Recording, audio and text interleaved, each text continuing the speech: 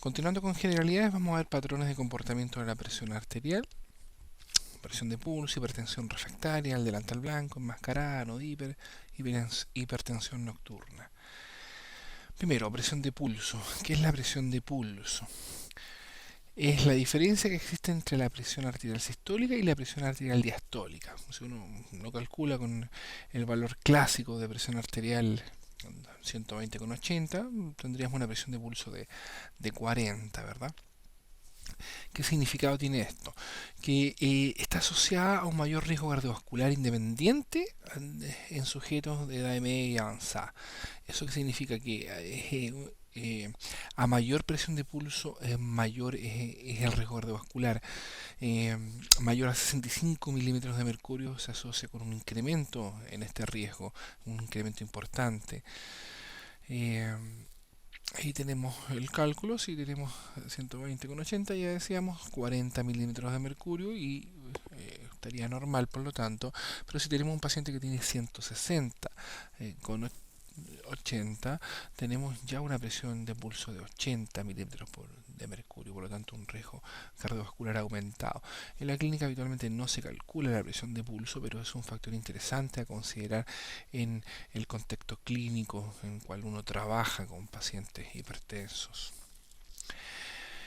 Acá en hipertensión resistente, bueno, esto sí es un gran tema, ya que la hipertensión resistente está definida como aquel paciente que no alcanza cifras de presión arterial bajo 140-90, o aquel paciente que tiene sobre 140-90 pero está recibiendo 3 o más fármacos y está en control obviamente.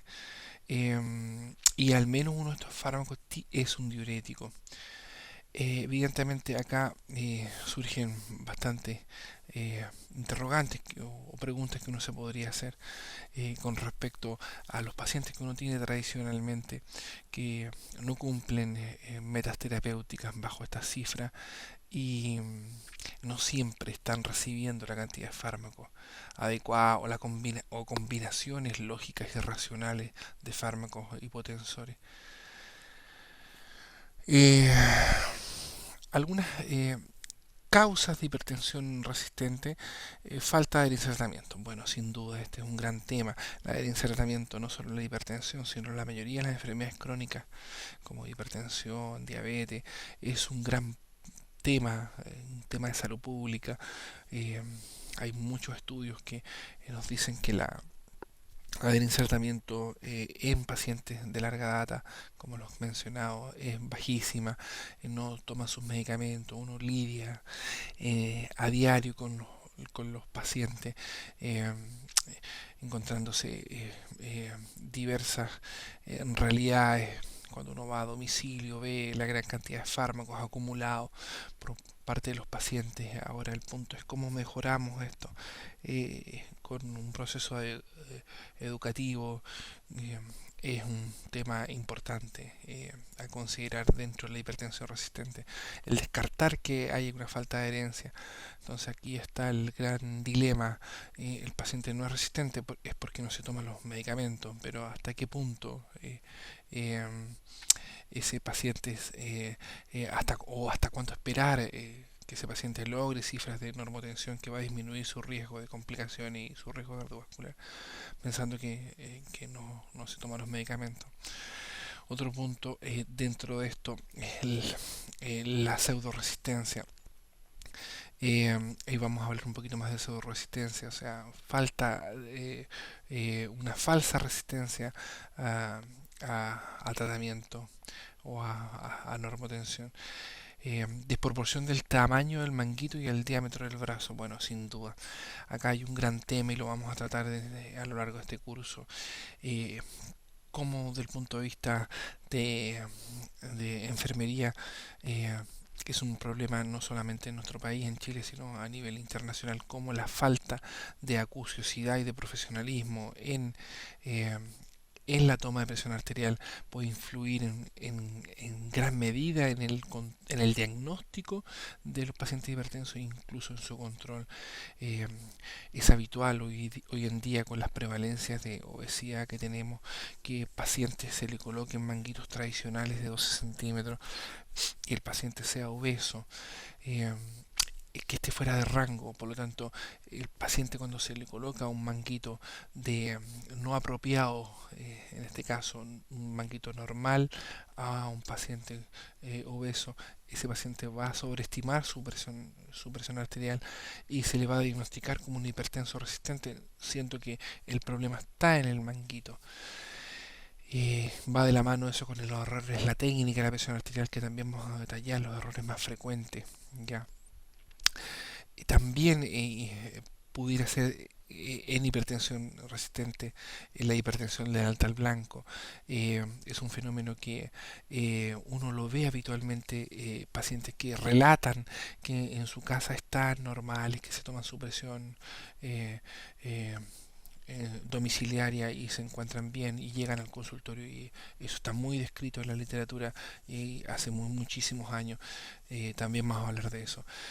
Otro fenómeno es el fenómeno de Osler. El fenómeno de Osler también hay que descartarlo, sobre todo en pacientes adultos mayores, donde hay una eh, esclerosis de la arteria y por lo tanto el paciente, eh, uno en lo que se llama la maniobra de Osler, uno toma la presión arterial sale, en la ocultatoria sale alta, pero sin embargo si uno toma la presión en la arteria radial, eh, eh, todavía se siente. Les voy a dejar un artículo que está acá, hipertensión arterial, acá en de la escuela de medicina y un caso clínico de hipertensión resistente con fenómeno de Osler, para que ustedes lo puedan leer, que es bastante interesante. Por lo tanto, en los pacientes ancianos o adultos mayores está descrito el fenómeno de Osler alrededor de entre un 7 un 10%, una cifra no menor a considerar. Por lo tanto, si un paciente está con la presión alta, hay que descartar que si yo inflé sobre el nivel sistólico, el paciente todavía pueda palpar en la arteria radial el pulso. Por lo tanto, eso se le denomina maniobra de Osler positiva. Otro fenómeno interesante es la expansión de volumen extracelular. ¿Qué significa esto? Con los años los pacientes van, o todos los seres humanos, vamos sufriendo un proceso de pérdida de nefronas, de un fenómeno de nefroesclerosis, sobre todo si es un paciente hipertenso no controlado.